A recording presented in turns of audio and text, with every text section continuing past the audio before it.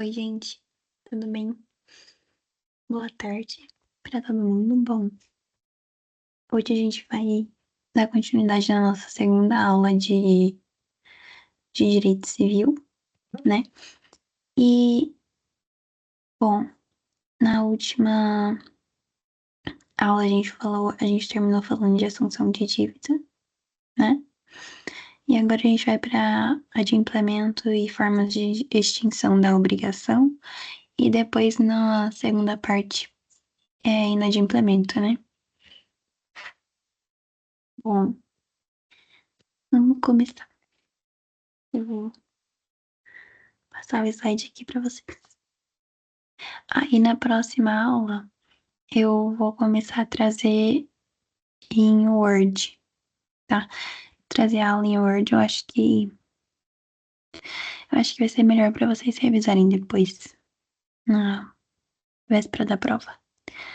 E aí eu vou fazer um material bem completo para vocês, tá? Não vai ser curtinho, mas vai ser um material que vocês vão conseguir estudar por ele, tá?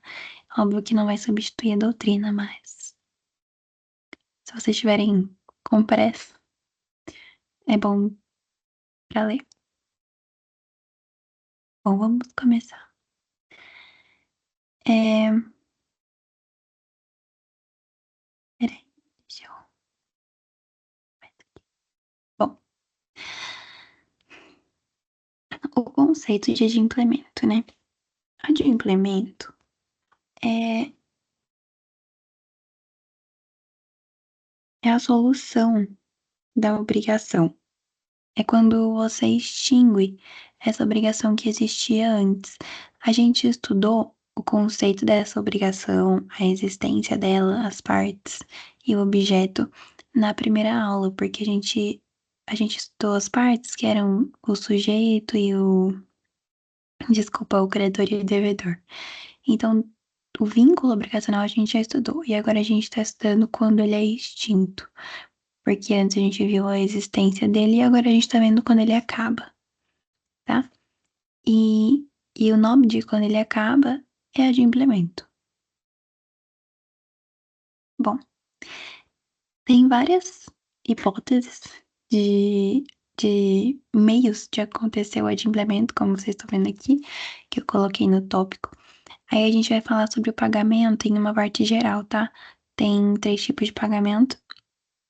E depois tem o restante, que é outras formas de implemento. A gente vai dar só uma passada por cima. O principal e o mais comum é o pagamento. Então, por isso que a gente vai se aprofundar mais nele.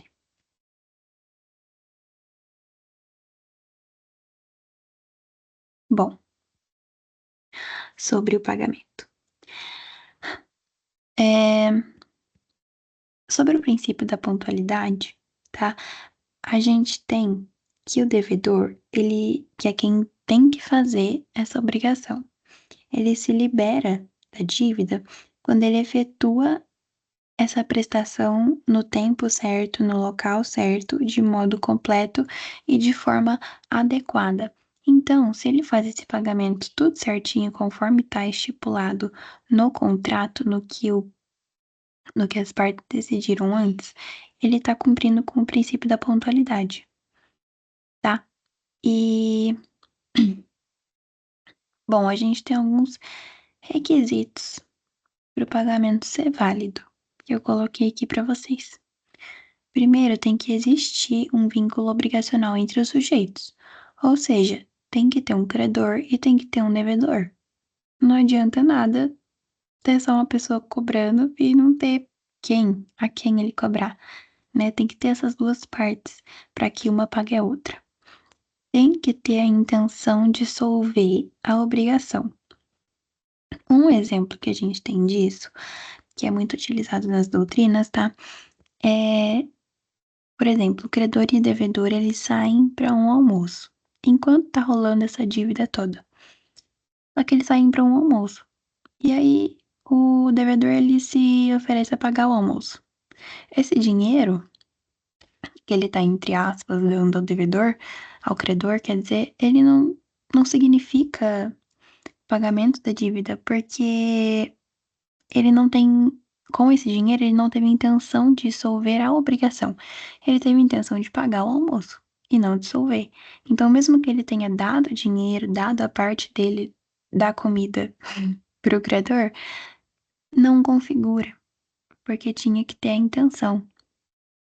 Bom, tem que ter o cumprimento, né? Ele tem que fazer o que ele deve fazer, o devedor, e a presença de ambos, que é a existência que está dentro da existência do vínculo obrigacional. Porque o vínculo obrigacional foi tudo aquilo que a gente estudou na aula passada como um todo. E a presença de ambos é quando a gente está se referindo só aos sujeitos, credor e devedor. Bom, o credor, que normalmente é a pessoa que cumpre, né, que recebe, ele é chamado de acipiens. E eu não sei se o professor de vocês cobraria esse nome, mas um truque para lembrar é que um deles tem C e o outro não tem. Quem recebe normalmente é o acipiens credor. Os dois têm C e geralmente o devedor é chamado de solvens, tá?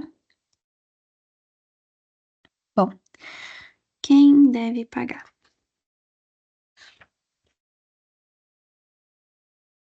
Um minuto, pessoal. Bom, quem deve pagar? Qualquer pessoa interessada nessa dívida pode pagar. A gente tem três tipos. A gente divide em três tipos de pessoas que podem pagar. O principal interessado, outros interessados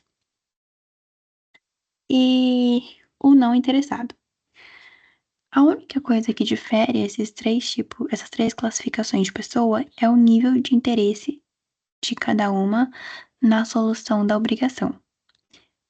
Obviamente, o principal interessado ele é o que tem maior interesse e, consequentemente, a gente pode pensar que é o devedor já, porque o devedor ele tem interesse porque ele tá numa relação com o credor, ele tá judicialmente relacionado. Então, enquanto aquele problema não for solucionado, ele continua na justiça. E não é de interesse de ninguém isso, né? Então, ele é o principal interessado, o devedor. E o efeito é simples, a extinção da obrigação, porque não tem nada demais. Foi a pessoa que tá devendo, ela pegou o que ela tá devendo e pagou.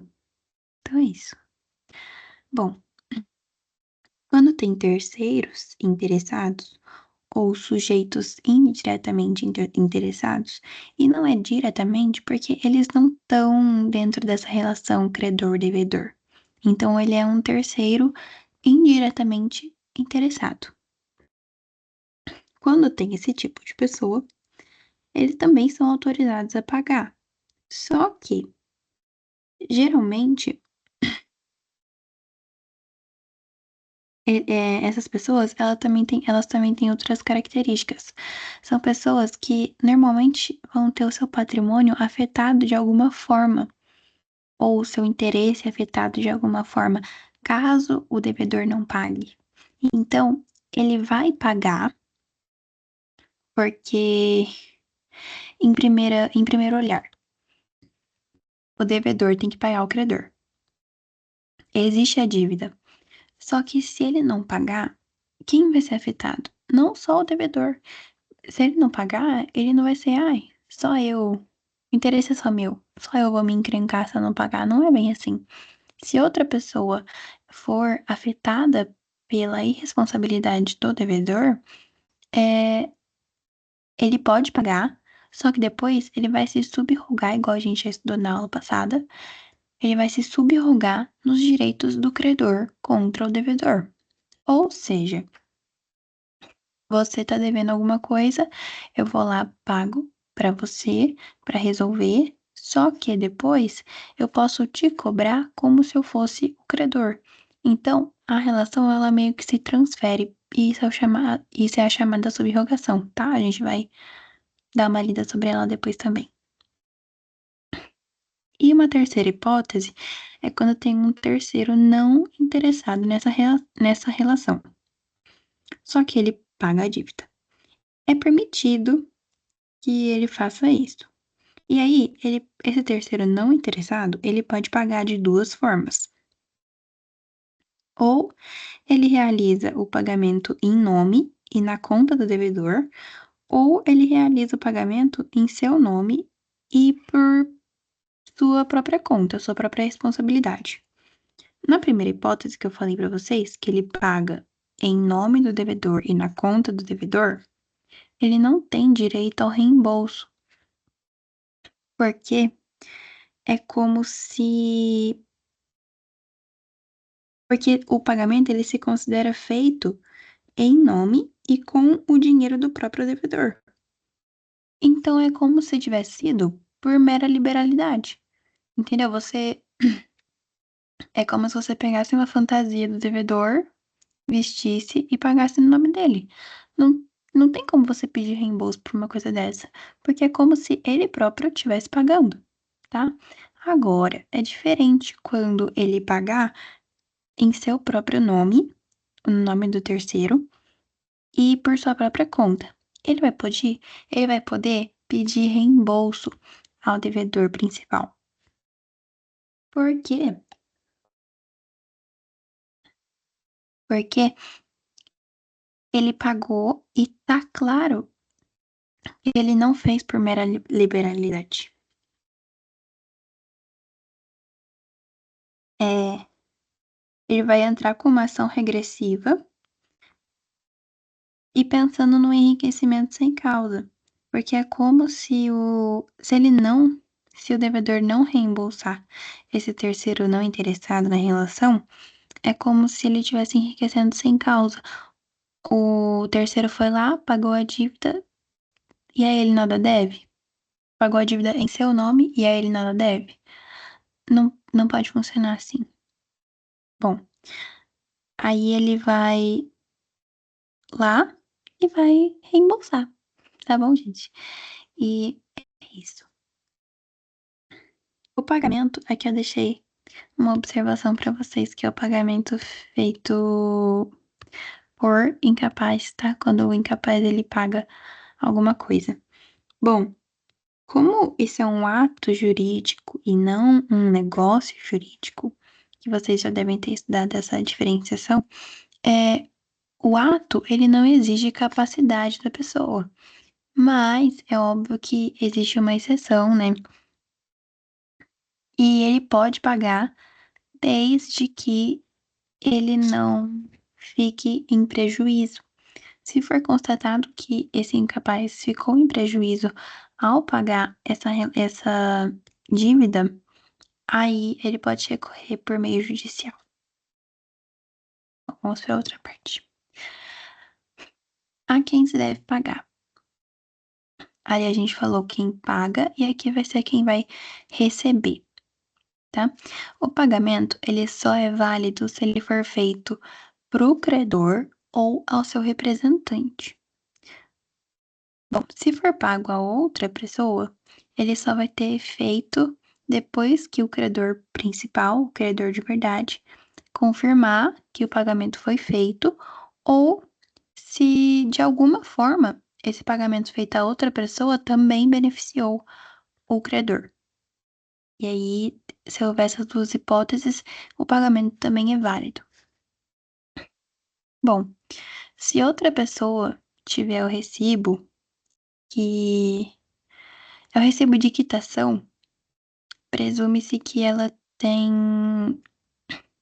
Bom, vou explicar resumo de recibo de quitação para vocês primeiro, tá?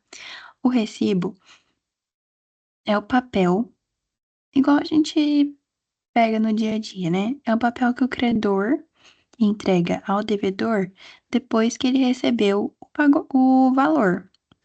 Então, você recebeu o valor, tá tudo certo, eu te dou um recibo falando que tá tudo certo. Então, só que ele tem que ser confirmado pelo credor. Então, se uma terceira pessoa tiver esse recibo, presume-se que ela tem autorização para receber o pagamento, porque ela é quem deve assinar, tá? E o pagamento ele será válido a não ser se tiver indícios de que esse terceiro não estava oficialmente autorizado. Porque, por exemplo, eu vou dar um exemplo para vocês. Uma pessoa encontra perdido na rua um recibo. E aí, esse recibo ele vai levar num escritório de advocacia. Aí essa pessoa, ela coloca um terno, ela coloca uma roupa bonitinha, faz tudo, fica parecido com o advogado mesmo. Vai lá e leva o recibo. Se o pagamento for feito a essa pessoa assinar e der tudo certo, ele vai ser válido, porque ocorreu de boa fé da pessoa que não sabia que aquele recibo foi encontrado por acaso. Agora, se, por exemplo, se for essa segunda parte, salvo se houver indícios de que o terceiro não está oficialmente autorizado. Se a pessoa que encontrou isso era, não sei, uma, uma criança. É óbvio que uma criança ela não vai pensar nisso, mas pensa só pelo tamanho, pelas características físicas da criança. Aí a criança vai lá no mesmo escritório e entrega o recibo. Ela ela tá mostrando indícios de que não foi oficialmente autorizada. Então, o homem médio, ele consegue perceber que aquela não é a pessoa, entre aspas, oficial para estar com o recibo, entendeu? Não foi uma confusão ocorrida em boa fé. Bom, e para que exista o credor putativo é aquele que parece ser o credor, mas não é. Como eu falei para vocês, o caso de quem se veste igual ao advogado.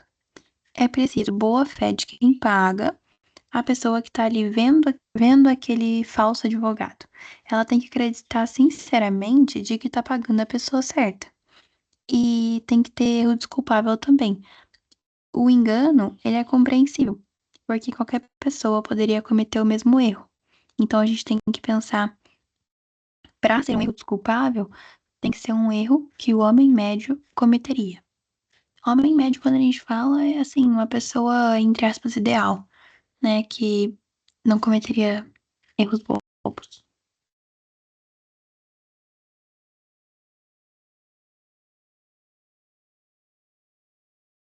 Agora sobre o objeto do pagamento.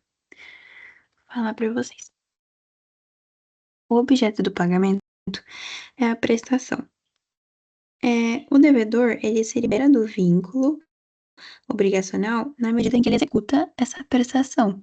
Essa teoria a gente já estudou na outra aula quando a gente viu o objeto da relação obrigacional. É basicamente a mesma coisa, porque o objeto da relação é o objeto do que tem que ser pago. E aí a gente tem alguns conceitos aplicáveis ao objeto. A gente tem o princípio do nominalismo. O que é nominalismo? Nominalismo é o nome, é o que está escrito. Então, se a gente tem uma dívida falando, você tem que me pagar uma nota de 100 reais, ou seja, 100 reais. O que interessa é o 100, porque vai que essa dívida ela é paga vários anos depois de quando o contrato foi feito. Mesmo assim, vai ter inflação, vai ter juros, vai ter tudo. Mas, mesmo que, por exemplo, quando a dívida foi contraída, dava para comprar 3 bolinhas de gude com dinheiro. Hoje em dia não dá para comprar nenhuma, mas não importa, porque o importante é o nome da nota, é o nome do dinheiro, é os caracteres e não o valor de compra dele. Entendeu? Então, mesmo que a moeda tenha sido desvalorizada, o que importa é o valor nominal da emissão. E no mesmo sentido, a gente tem a escala nova das prestações, que é quando a gente faz uma cláusula especial no contrato, que permite a atualização monetária para fugir dessa inflação. Você vai colocar uma cláusula especificando quais, eh, quais eu não sei muito bem o nome, gente, desculpa. Mas quais elementos você quer que se adaptem à inflação dos anos, tá? E aí, quando a pessoa for te pagar, o valor vai ser diferente do que foi estipulado na contração da dívida. E aí, quem se dá bem nisso é o credor, porque ele não sofre com os efeitos da inflação. Mas o devedor, por sua vez, ele vai pagar um valor maior. E temos também a teoria da improvisão, que é quando por fatos extraordinários ou imprevisíveis que não dá para controlar, eles fazem com que o cumprimento do contrato para uma das partes fique muito mais caro, fique muito mais oneroso.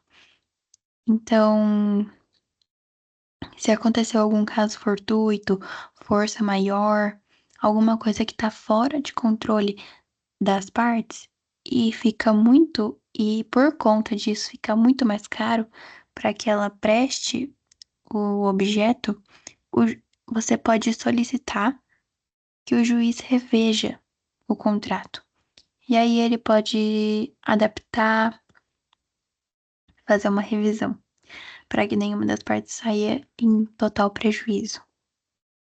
E é importante também falar que o pagamento em ouro ou moeda estrangeira é nulo, não existe, a não ser autorização de lei especial. Bom, agora a gente vai falar sobre prova e lugar e outros requisitos do pagamento também. Depois tem tempo e aquelas outras formas que eu falei para vocês. Bom, prova e lugar, vamos começar pela prova. É, a prova, ela se dá pela quitação, que é a declaração unilateral do credor escrita de que houve o cumprimento. É aquele conceito que eu acabei de explicar para vocês do recibo, do recibo da quitação, que é a declaração do credor de que está tudo certo, de que o pagamento foi realizado. Se tiver recusa de quitar a dívida, o devedor deve reter o pagamento e consignar ele. Os requisitos depois do artigo 320, se vocês quiserem, é interessante ler. E agora sobre o lugar, no domicílio do devedor, que pode ser alterável, igual a gente vai ver depois, no domicílio do devedor é, é a regra. Então, o lugar específico para que seja realizado o pagamento, em regra, é o próprio domicílio do devedor. A não ser questões imobiliárias, porque elas sempre vão ser na sede do imóvel. E se houver motivo grave, o devedor pode pagar em local diverso, local que não seja ou a sede do imóvel ou seu próprio domicílio. Só que o pagamento em local diverso, se ele ocorrer, a gente vai presumir que o credor aceitou isso. Se ele não, se ele não for contra esse, esse local diverso, a gente presume que ele aceitou. Sobre o tempo do pagamento. A gente tem três tipos, três classificações: a sem vencimento, a com vencimento e as condicionais. As sem vencimentos é que elas são de satisfação imediata, ou seja, o credor pode exigir o cumprimento imediato da prestação. E o devedor deve ser interpelado quando iniciar a mora. Então, Se o pagamento ele for sem vencimento, que o credor pode exigir na hora, quando o devedor começar a entrar em mora, ou seja, quando ele começar a se atrasar para pagar a dívida, o, ele deve ser notificado disso. E as com vencimento são as que têm uma data fixa, uma data que estipula quando deve ser feito o pagamento. Em alguns casos, o pagamento eles podem ser antecipado, ou seja, antes dessa data que foi determinada no contrato para o vencimento. Que o exemplo é falência, bens bens em garantia penhorados por outro credor, garantias dadas cessarem ou se tornarem insuficientes. E nesse caso a gente antecipa a data que foi determinada. E as condicionais são as que se cumprem, a data se cumpre no implemento da condição. Um exemplo, gente, é formatura. Por exemplo, seu tio se oferece a dar um carro se você se formar na faculdade.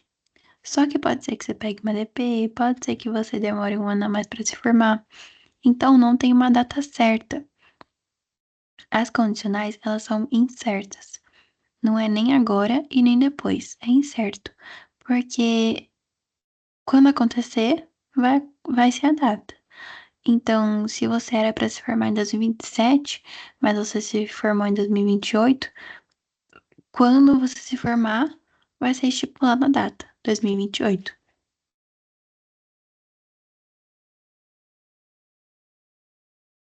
Sobre as outras formas de implemento.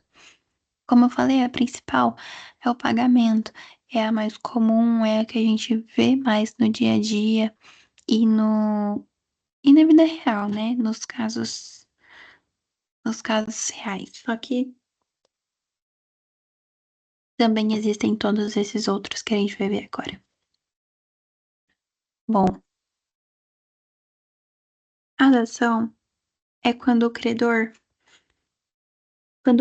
aceita outra prestação no lugar daquela que realmente era devida, dando quitação ao credor. É muito importante na dação que exista o consenso das duas partes. Porque o que acontece?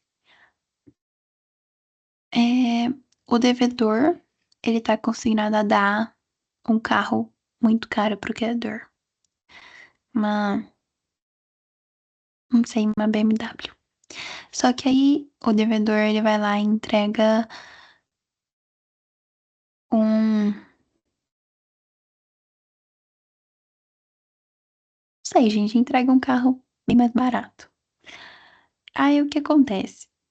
Se ambas as partes não estiverem de acordo com isso, não vai ser justo, porque ele estava esperando algo de valor pecuniário muito maior do que o que ele recebeu. Então, o consenso é obrigatório na dação. Sobre a consignação, é, um exemplo é quando o credor não vem receber como ele deveria ou quando recusa a dar quitação. Ou seja, é quando o devedor ele paga de qualquer forma para evitar que seja considerado mora por parte dele, porque o credor está se recusando a receber o pagamento, mas ele quer pagar para não ficar em mora. Então é permitido que ele pague, mesmo que o credor não queira, porque não é justo que o devedor fique em mora quando o credor podia receber normalmente a prestação. Sobre a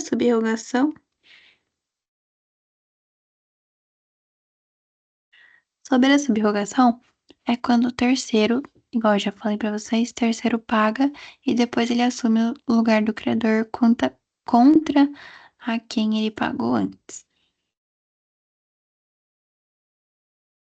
Na subrogação, o principal efeito não é a extinção da obrigação, mas sim a criação de um novo vínculo jurídico entre aquele que paga e o devedor, que foi beneficiado.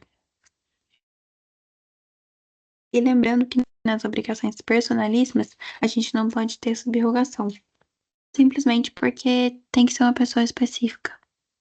E aqui não acontece isso. Bom, a gente tem a imputação, que é quando as pessoas elas são criadoras e devedoras entre si. Então, o João deve 20 mil para Maria, mas a Maria também deve 20 mil para o João. Essas dívidas, elas se abatem, porque não faz sentido que ocorra essa circulação inútil da moeda, porque um vai dar 20 mil e depois o outro vai dar 20 mil também. É um valor que ele se abate sozinho. É, mas ela só se abate no valor devido. Então, por exemplo, se um devia 40 e o outro devia 20, o restante se paga, mas esses 20 mil que sobram da dívida de 40, eles permanecem, ele tem que continuar pagando esse valor remanescente. E aí surge a prioridade. A gente primeiro tem que pagar o que tiver mais juros, depois os que tiverem vencidos e depois as mais antigas. Sobre a novação. É quando a gente cria uma nova obrigação para substituir a antiga. É, então, não é só uma reforma na dívida que já existia, é uma transformação. A gente cria outra obrigação. Aquele primeiro contrato, ele acaba e aí você transforma ele em um outro novo, atualizado, com termos e obrigações diferentes, para que essa obrigação possa ser cumprida. Geralmente, isso acontece quando o credor entende que daquele jeito que está o contrato, o devedor não consegue, mas se ele fizer uma, uma outra obrigação, aí o devedor consegue. Aí ele faz isso para que ele seja pago de alguma forma. Bom,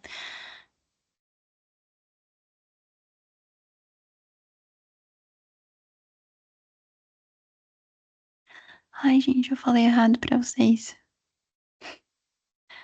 Ai, vocês me perdoem. O que eu expliquei em imputação, na realidade é compensação. Eu confundo um pouco esses. E então, né, voltando na compensação, é quando a Maria deve 20, o João também deve 20. Eles podem abater essa dívida e depois pagar o restante. E na imputação é quando você tem várias dívidas, quando o devedor tem várias dívidas com um credor. E aí é simplesmente um poder de escolha.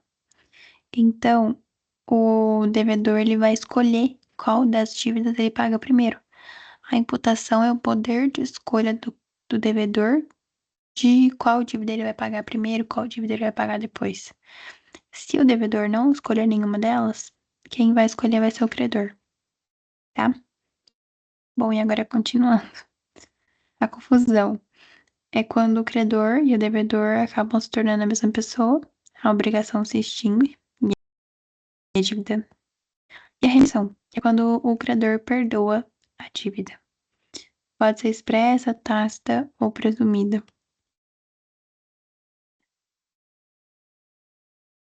E agora, ruína de implemento que eu falo para vocês.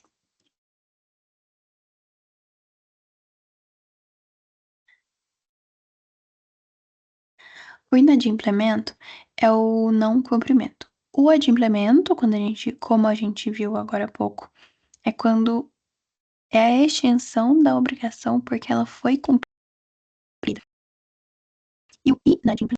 é o não cumprimento dessa obrigação. Tem 3 tipos: o absoluto, que é o impossível de cumprir, o fortuito, impossível de ser prestado sem culpa, e o relativo. Aí tinha que ter uma vírgula aqui, gente, eu até me confundi. No fortuito é impossível de ser prestado, vírgula, sem culpa de nenhuma das partes, tá. Bom, aqui tá certinho pra vocês. O absoluto, que é a impossibilidade culposa. Quando por culpa do devedor, a prestação não foi cumprida e não vai mais poder ser cumprida de forma útil ao credor. Aí, nesse caso, o devedor ele tem que restituir os prejuízos causados por não pagar, e, e isso é chamado também de perdas e danos. Na outra aula, eu coloquei como PD para vocês e é a mesma coisa. Bom, e o inadimplemento fortuito, que é a impossibilidade sem culpa de nenhuma das partes. A prestação não foi e não vai poder ser cumprida pelo devedor, mas o inadimplemento ocorreu por conta de fato não imputável ao devedor, fato que não dá para você pôr culpa no devedor de ter acontecido. A ausência de culpa, que geralmente ocorre por caso fortuito ou força maior, afasta a responsabilidade do devedor.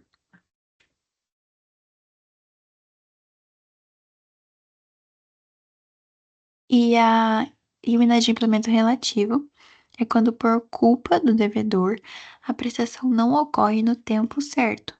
Então, tem mora no pagamento. Mas isso não retira a utilidade e o interesse do credor. Porque vocês lembram que nas outras duas, aqui, é, não foi cumprida e não poderá mais ser cumprida de forma válida ao credor. E, peraí, eu vou grifar para vocês. Não foi cumprida e não poderá mais ser cumprida de forma válida útil ao credor, e a prestação não foi e não poderá ser cumprida. Bom, aqui, o atraso não retira a utilidade e o interesse do credor na prestação. Então, essa prestação, ela ainda pode ser cumprida.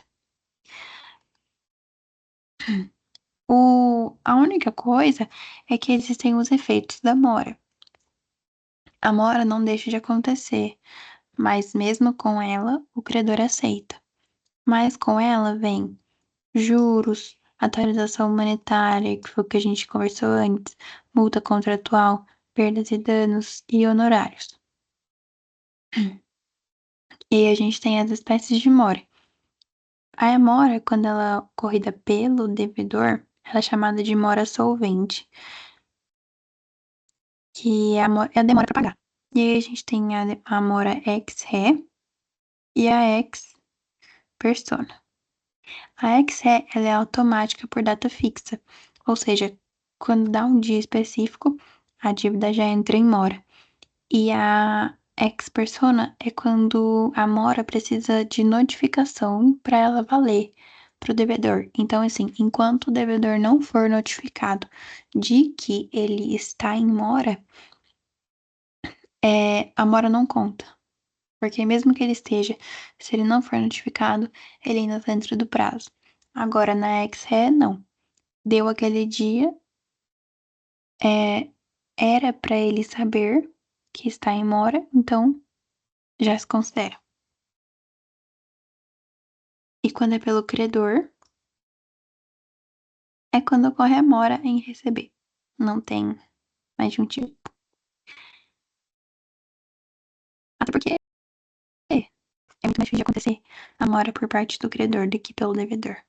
Pelo devedor, que é ex-rei e a ex-persona, é muito mais comum.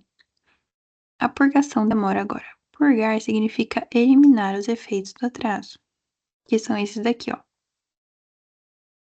Esses daqui. O devedor cumpre a obrigação acrescida dos prejuízos, e o credor precisa se oferecer a receber o pagamento. E aqui a gente tem os termos utilizados geralmente no diplomento. Então, perdas e danos, que eu geralmente falo como PT para vocês, são o prejuízo, os juros legais, que são a compensação pelo atraso, correção monetária é quando a gente atualiza o valor para ele valer a mesma coisa do que valia, para ter o mesmo poder de compra do que ele valia no dia em que foi determinada a obrigação, e a cláusula penal, que é a multa, e os honorários, que são os custos do advogado. E aqui, gente, no último slide, eu deixei os artigos que estavam no slide do professor para vocês. São esses aqui. É bom dar uma lida no código. E também o livro de doutrina, né? Eu uso dele mesmo. Eu acho bom. É um livro simples. É um livro pequeno. Não é complicado. Mas eu gosto de alguns outros atores também. Gosto do Tartucci, do Martins, da Maria Helena Diniz. Assim, a Maria Helena, ela tem uma escrita um pouco mais complexa.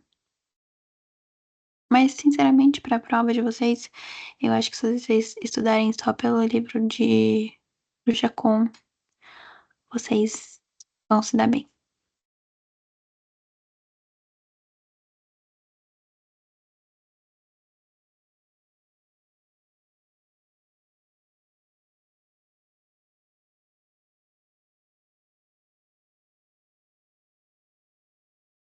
Bom, pessoal, isso foi a aula de hoje.